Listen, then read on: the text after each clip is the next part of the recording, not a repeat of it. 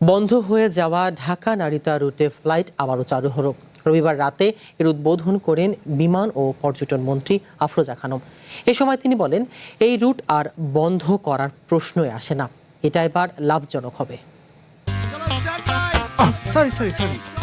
লাইফে কখন কি হয় গ্যারান্টি আছে, তাই ইন্স্যুরেন্স করুন সিটি ব্যাংকে, কারণ ইন্স্যুরেন্স করলে সিটিতে সুরক্ষা পাবেন নিশ্চিন্তে।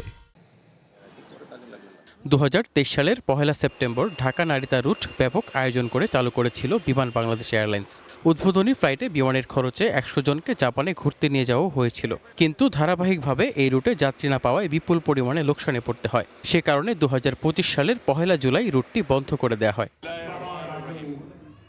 নতুন প্রশাসন এসে সেই রুট আবারও চালু করলো, তবে সপ্তাহে মাত্র একদিন ফ্লাইট পরিচালনা করে তারা লাভের মুখ দেখবে বলে আশা বিমানমন্ত্রীর। বর্তমান সরকার আন্তর্জাতিক বিমান যোগাযোগ সম্প্রসারণকে জাতীয় অর্থনীতির অন্যতম চালিকা শক্তি হিসেবে বিবেচনা করছেন।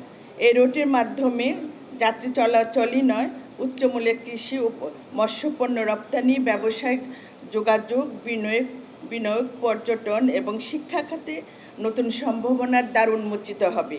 আমাদের লক্ষ্য শুধু একটি ফ্লাইট পরিচালনা নয়, বাংলাদেশকে বিশ্বের সঙ্গে আরও দ্রুত, আরও শক্তিশালী এবং আরও লাভজনকভাবে সংযুক্ত করা। উদ্বোধনী অনুষ্ঠানে প্রতিমন্ত্রী জানান, 2034 সালের মধ্যে বাংলাদেশ বিমানের বহরে 50টি উড়োজাহাজ যুক্ত করতে চায় সরকার। সেই লক্ষ্যে এরই মধ্যে বোয়িংয়ের সাথে 14টি উড়োজাহাজ কেনার চুক্তি হয়েছে। আবার নতুন করে 10টি এয়ারবাস বহরে যুক্ত করার কাজ চলছে। আমরা 2034 সালের মধ্যে আমাদের ফ্লিটে যাতে 50টির মতো ফ্লাইট থাকে, সেই কারণে আমরা এই ফ্লাইটগুলি নেওয়ার চেষ্টা করছি। আমাদের যে ফ্লাইটগুলো আমরা কিনতে যাচ্ছি বোয়িং এবং এয়ারবাস থেকে যে ক্রয় করতে যাচ্ছি, সেগুলি 31 সন থেকে আরম্ভ করে 35 সন পর্যন্ত তারা এই ফ্লাইটগুলি ডেলিভারি করবে।